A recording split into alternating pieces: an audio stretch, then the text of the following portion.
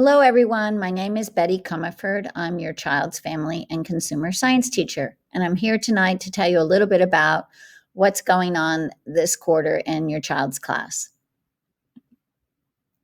First of all, I want to tell you a little bit about myself. I grew up in the Midwest in Illinois on a farm and made my way to the East Coast working in Washington for 4 years, got my MBA at the University of Virginia, and then moved to New York and worked in advertising. After 10 years in advertising, I worked another 8 years working in test kitchens, testing cooking products and developing recipes, and then made my way into the classroom. I first started in Greenwich at Central Middle School, and then I've been at the Hommocks Middle School since 2008. So it's great to be a teacher.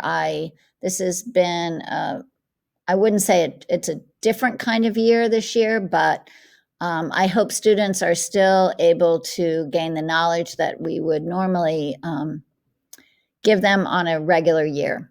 This is really a different kind of family and consumer science than I kind of grew up with.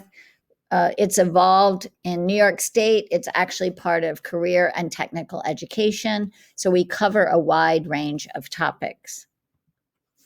These are the areas that consist in family and consumer science: individual growth and life readiness, human development and relationships, apparel and textile production, environmental design, nutrition and wellness, and food systems and production.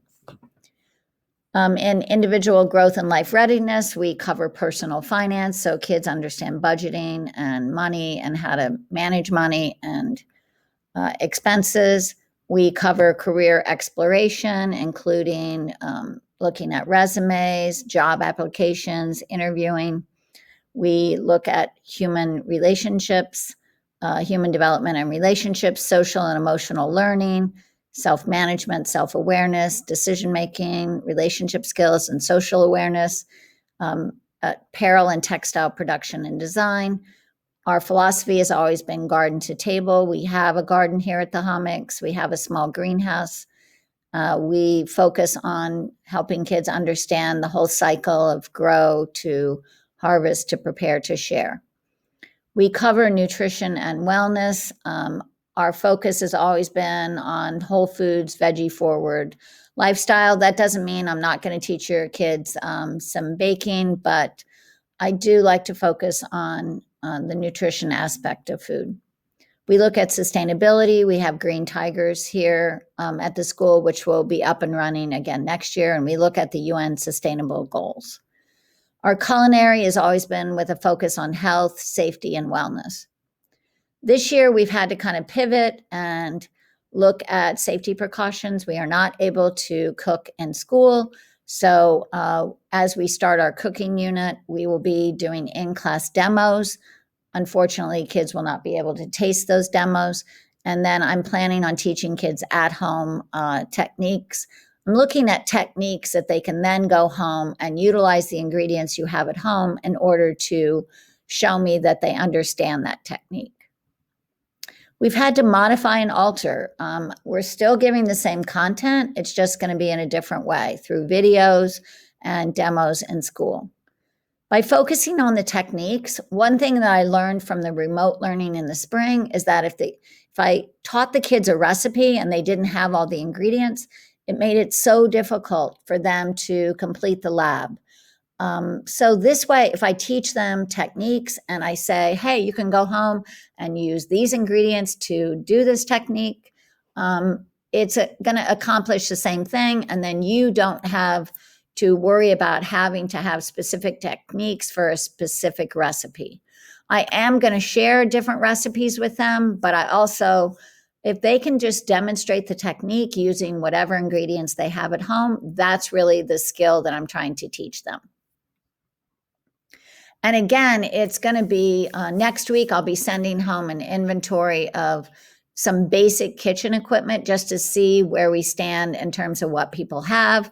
I'm also be sending home a permission slip about the fact that if your child is cooking at home, it has to be done when an adult is present.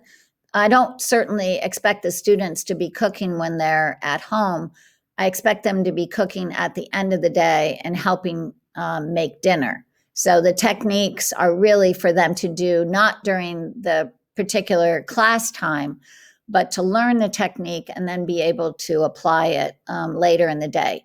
Always, always with a parent present. I don't want them cooking without your supervision or your permission to do so. In the sixth grade curriculum, then, we cover social emotional learning, the food safety, kitchen equipment, basic culinary techniques. We do a lot with Michael Pollan, and we've been learning some of his food rules this week, like eat food, not too much, mostly plants, and why it's important to eat whole, nutrition-dense foods. We talk about eating locally, and then we finish the quarter really focusing on consumer education. So giving them the basics of personal finance in terms of budgeting and understanding credit cards and debit cards and just the basic components this year. In seventh grade, you'll see that we focus more on college, career, and finances. And then in eighth grade, our focus is more on learning food and culture, what we call food ed. This is a project-based class, so 90% of our grading is done on projects. Right now, all the grades are in Google Classroom, but I'll be moving them over to eSchool. The most important thing, as I say to kids, is the more you put into the class, the more you're going to get out of it. So if I'm assigning them a cooking lab, there will always be, for those that are unable to cook at home, there will always be a written assessment that they can do instead. But I encourage you, this is the age where children can develop responsibility, they can develop independence. Middle school is the perfect age for kids to be more aware of how to take care of themselves so that when they get into adulthood, they are not relying on you as parents. They need to be able to develop these skills, these life skills that are so important for them to succeed in life. So it's really critical that you give them permission to actually try out some of learning how to cook is so important at this age. My 3 adult children are all excellent cooks, and it's because I started young and let them experiment. And, learning to cook is all about failing so that the next time it's success. So if you have any questions, feel free to reach out. I just want you to say your children have been fantastic in class about wearing masks and socially distancing. They're a great group of kids, so I appreciate how much fun it's been having them, and we hope to have a super successful quarter. Any questions, feel free to reach out. Thank you.